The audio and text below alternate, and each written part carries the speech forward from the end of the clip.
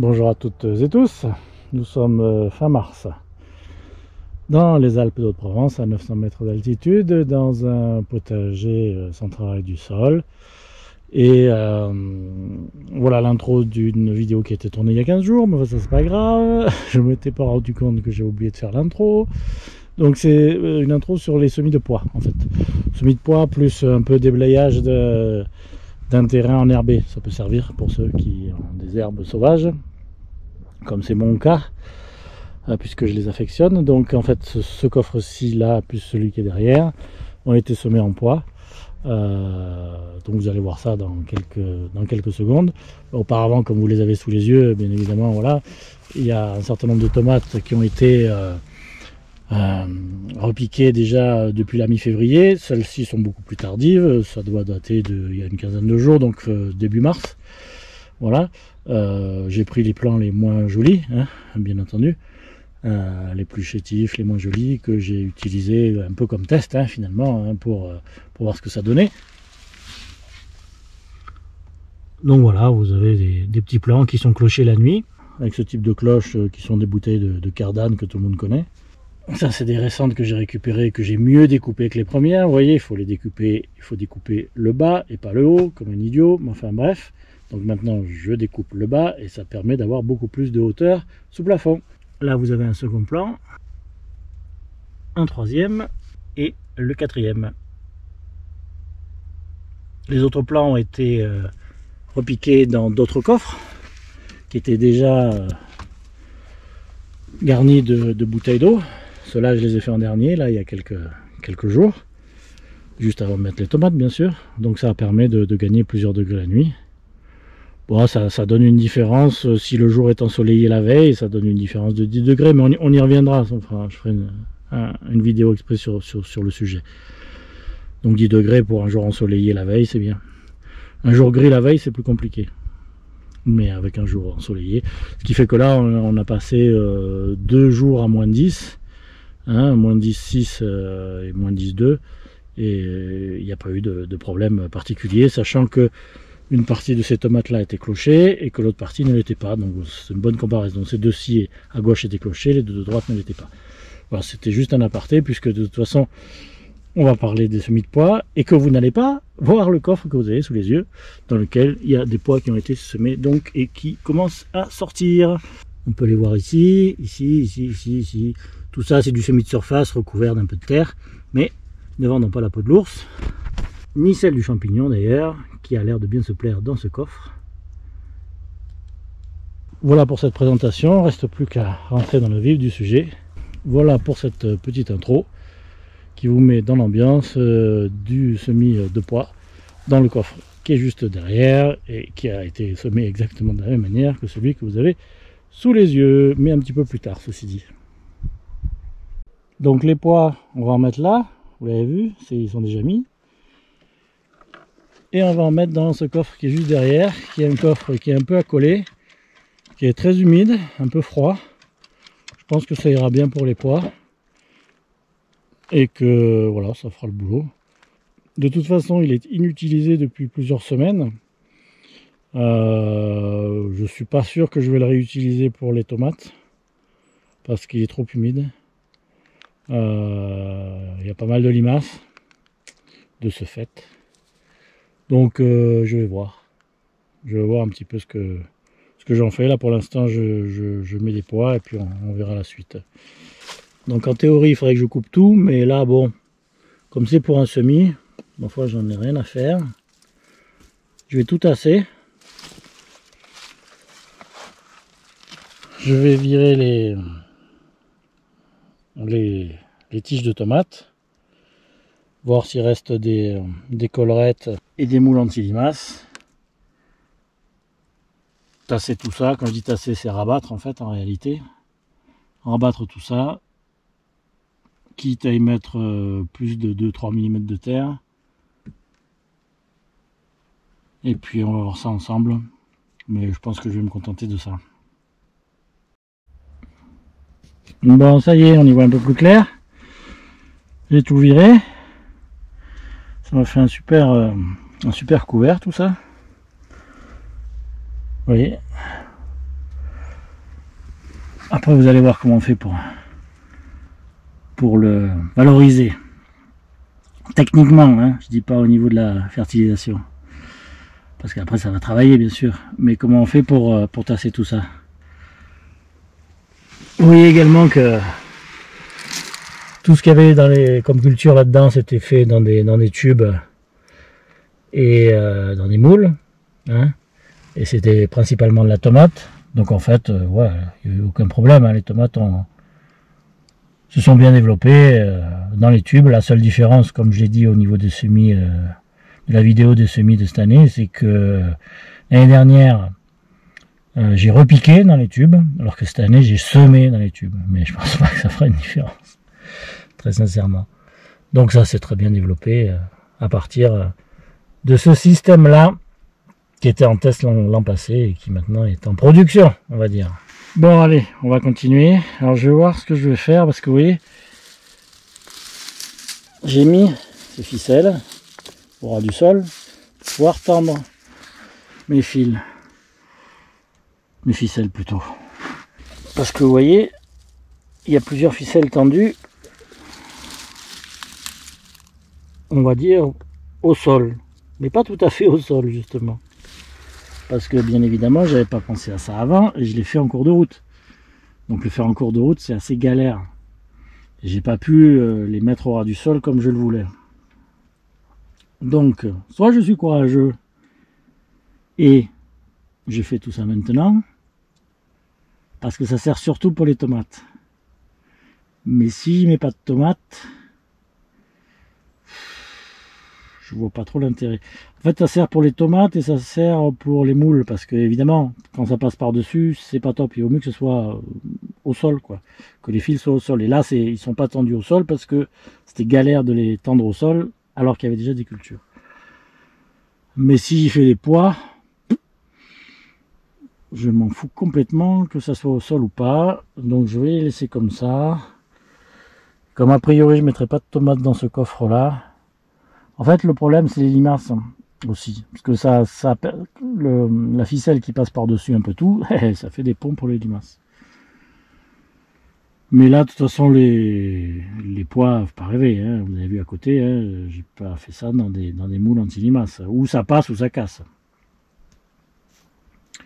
Et comme je les sème assez tôt, je me dis que peut-être ça va passer. Mais c'est pas sûr, hein, c'est pas sûr. Hein. Mais bon, vous voyez pas les pois, vous pouvez pas faire ça dans les moules. Hein. C'est impossible. Bon. Allez, on va tasser tout ça, vous allez voir. Bon alors, quel est le problème? On a un embrouillamini d'herbes sauvages, encore vivantes, un embrouillamini d'herbes sèches, des tiges de tomates toutes sèches, enfin bref, on a un sacré bordel. Et il faut y semer des pois et des fèves. Qu'est-ce qu'on va faire? Alors soit vous prenez la méthode la meilleure de toutes, de loin, dans laquelle vous faites quasiment rien, si ce n'est quand même faire mettre le grillage, c'est les poules. Vous l'avez déjà vu dans des vidéos précédentes, ça c'est le top. C'est le top du top, elles vont vous foutre un bordel pas possible là-dedans, elles vont tout vous mettre nickel. Ça c'est la première solution, mais là je me suis pris un peu tard, j'ai envie de semer maintenant. Donc qu'est-ce qu'il faut? Soit je piétine, mais je vais un peu tasser mon sol, ça me branche pas trop. Puis c'est pas pratique là-dedans. En plus, soit il y a une deuxième solution, tout à fait naturelle, qui ne consiste ni à couper, ni à tailler, ni à tondre, mais tout simplement utiliser ce qui est mon péché mignon, à la fois pour arroser, pour me protéger des limaces, pour me protéger de l'oïdium, pour me protéger du froid. Vous avez deviné, c'est notre ami l'eau. Un autre des vertus de l'eau, c'est de tasser, surtout quand elle est utilisée avec pression. Allez, c'est parti. Donc je vais le faire d'abord à la poire, pour voir ce que ça donne. Et si ça me convient, je reste à la poire. Si ça me convient pas, je vais passer au tuyau nu. Mais je pense qu'avec la poire, ça va le faire. Donc voilà, si vous voulez vous préparer une planche de culture où il y a des mauvaises herbes, vous balancez un coup de pression. Et ça fait le boulot.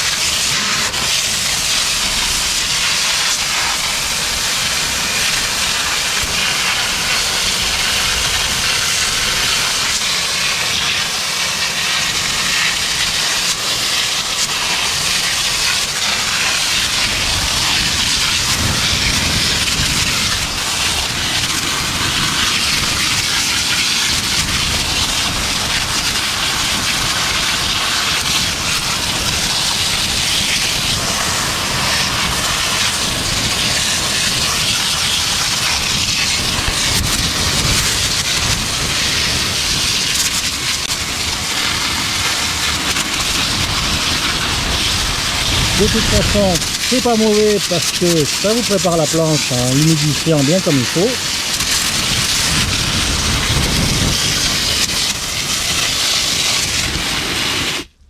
Je vais passer dessous, voilà.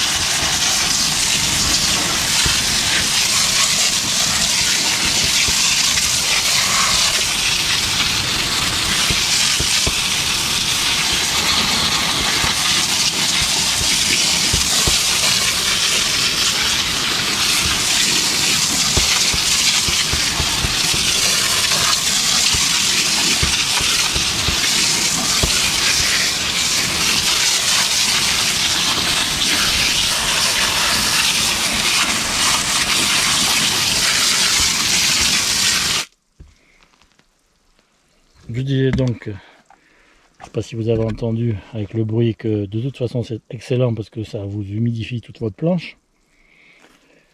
Ça humidifie toute la matière végétale et ça l'aide à se décomposer, bien sûr. Alors il faut que la chaleur y soit, on est d'accord, mais de toute façon c'est pas mauvais. C'est bon pour tout et pour votre semis, celui que vous allez faire maintenant. Donc il est un peu tard, est-ce que je vais le faire maintenant? Peut-être pas, je vais attendre demain pour être plus tranquille. Je vais rebalancer un coup d'eau pour bien mouiller. Je vais fermer ce soir pour que ça soit le plus au chaud possible. Je rebalancerai un coup d'eau demain à une heure où c'est bien pour que là aussi le soleil tape bien et que ça chauffe bien.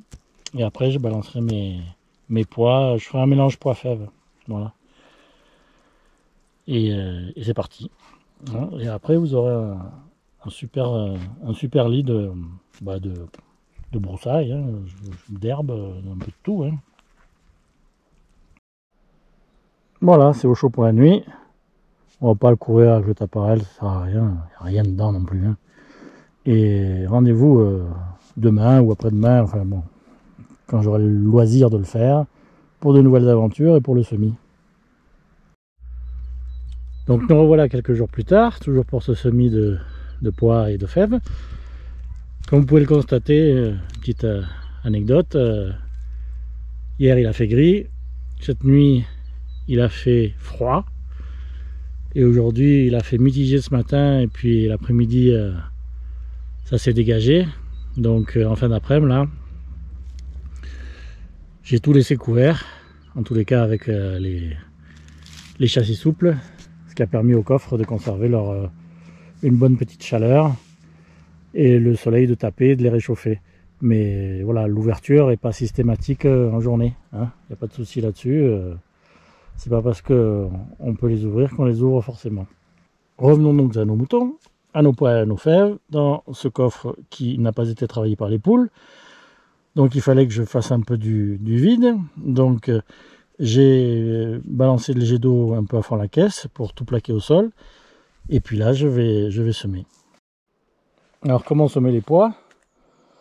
Ça c'est un stock qui m'est resté, qui a été un petit peu grignoté par les loirs.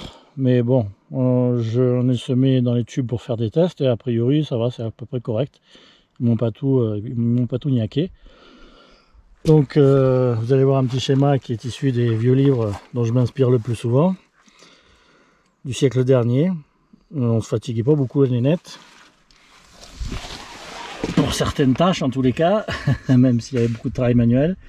Comme vous pouvez le voir à l'écran selon les méthodes, on pouvait faire un sillon d'une dizaine de centimètres, on balançait les pois en rang serré, on recouvrait, c'était terminé. Voilà, on va faire la même chose, sauf qu'au lieu d'avoir un sillon de 10 cm, on a un sillon de 70 cm. Donc ça va être extrêmement simple. Je vais peut-être vous éviter le semis global.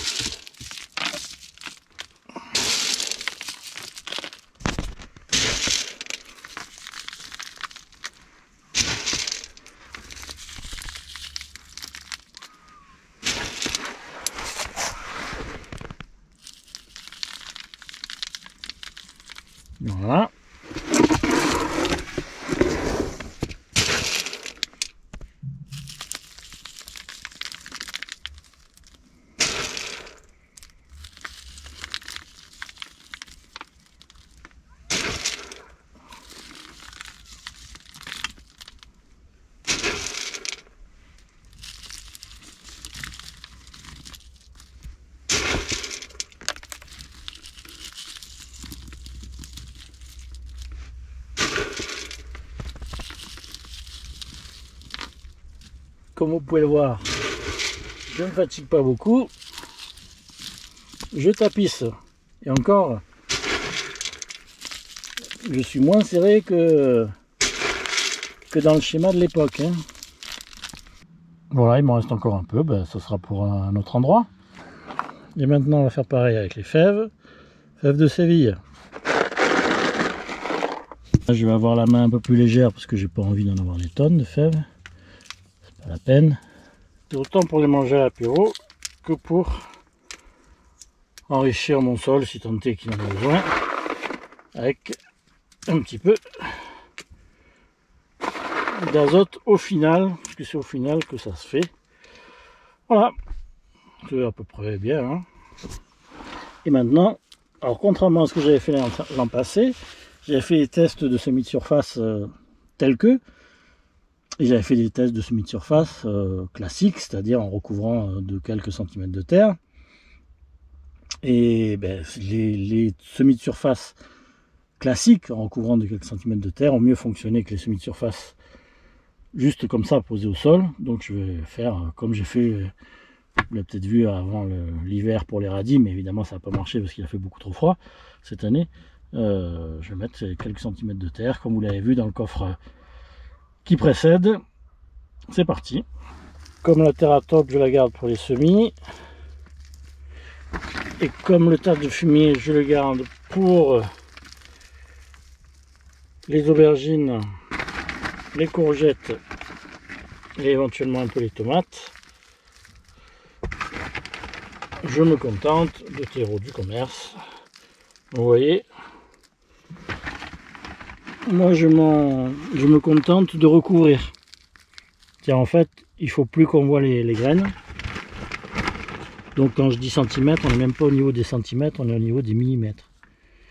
C'est juste pour couvrir, voilà.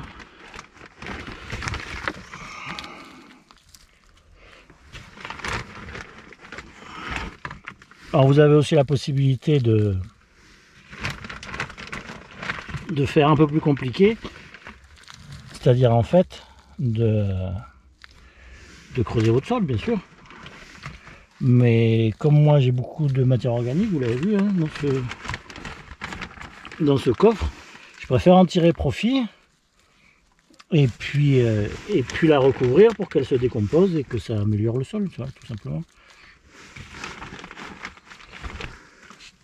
Et puis c'est moins fatigant aussi de faire comme ça que de faire les sillons et patins et couffins. C'est beaucoup plus rapide et beaucoup moins fatigant. Voilà, on va couper là et je vous reprends quand c'est terminé. Voilà, c'est terminé. Je les mets un peu congelés parce que le terreau il n'était pas spécialement chaud. Il n'était pas congelé, mais il était bien frais. On le voit, enfin le terreau du deuxième sac, on le voit, il est un peu, la couleur n'est pas tout à fait la même. C'est un sac que j'ai entamé. Donc il faut savoir que en ce qui concerne les paillis, ça peut être la paille, ça peut être du foin, ça peut être du compost, ça peut être du terreau, voilà, tout ça c'est des paillis. Hein. Le but c'est de recouvrir la terre, c'est toujours pareil. Hein. La terre ne doit jamais être nue, donc vous la recouvrez avec ce que vous voulez. Moi j'ai un mélange d'herbes sauvages et de terreau. Voilà, donc j'ai juste mis quelques millimètres de quoi recouvrir mes graines, que ce soit de pois ou de fèves. On tasse un petit peu parce que je vais pas arroser spécialement vu que le terreau est humide, que tout est humide, que j'ai arrosé avant surtout. J'ai arrosé avant. On va laisser les choses se tasser tranquillou, sans rien faire. Vous voyez, c'est vraiment pas compliqué. Hein. Moi, je trouve que c'est vachement plus pratique. Il y en a même qui dépassent, là, vous voyez. J'ai vraiment mis le minimum de terre juste pour recouvrir. Moi, je trouve que c'est beaucoup plus pratique, cette technique à l'ancienne. Avant, les maraîchers, ils refaisaient leurs planches à chaque saison. Alors moi, évidemment, c'est pas ma philosophie de refaire la planche totalement. Mais vous y redonnez un petit coup là comme ça, avec 1 cm de terreau ou de compost, pour faire vos semis, bien sûr, hein. Pour faire vos semis, c'est vachement pratique. Et vous n'avez pas à farfouiller dedans. N'ayez crainte, tout ça, ça va être absorbé, ça va se décomposer, ça va pas vous faire 20 cm au bout de quelques années. Au contraire, je pense que la vie du sol va bouffer ça plus vite qu'autre chose. Mais au niveau du semis, c'est rien pour 30 secondes. Hein. Hop, vous balancez vos trucs. Là, il faut que je l'enfonce un petit peu. Voilà. Parce qu'ils sont vraiment à fleur, des fois. Hein. Voilà. Ouais, je disais au niveau de vos semis, c'est finger in the noise. Hein. Vous êtes vraiment peinard. Hein. Vous pouvez faire ça pour tout, hein, tout ce que vous voulez. Hein. Même les carottes. Hein. Les carottes, vous pouvez même. Alors, je pourrais mettre aussi un peu de foin par-dessus. Mais je suis un peu juste en ce moment. Donc j'en ai pas. Mais je devrais en mettre pour ajouter une petite couverture. Mais sinon, bah, vous pouvez faire ça pour tout, comme je dis. Hein. Des carottes, aux pois, aux fèves, ce que vous voulez. Parce que les carottes, faut pas croire, hein, c'est pas parce que c'est des graines minuscules que ça le fait pas non plus, hein, que ça traverse pas. Donc voilà, c'est terminé. Ben, on va se quitter là-dessus. Hein, sur cette planche bien semée, et puis on verra ce qu'elle donne. En espérant que les limaces se réveillent un peu tard cette année. Comme ça, j'aurai moins de pertes. Parce que bon... Ouais, j'ai fait des semis de fèves en moule, bien sûr, à la fin de l'automne, quand il y avait encore des limaces. Mais là, comme il n'y en a pas trop, je me suis dit, peut-être je prends un peu d'avance. On verra. Quant aux fèves de l'automne, bah, vous voyez, elles sont toutes en fleurs. Hein. Elles sont toutes en fleurs. Ça, c'est celles qui ont résisté à l'hiver. Voilà.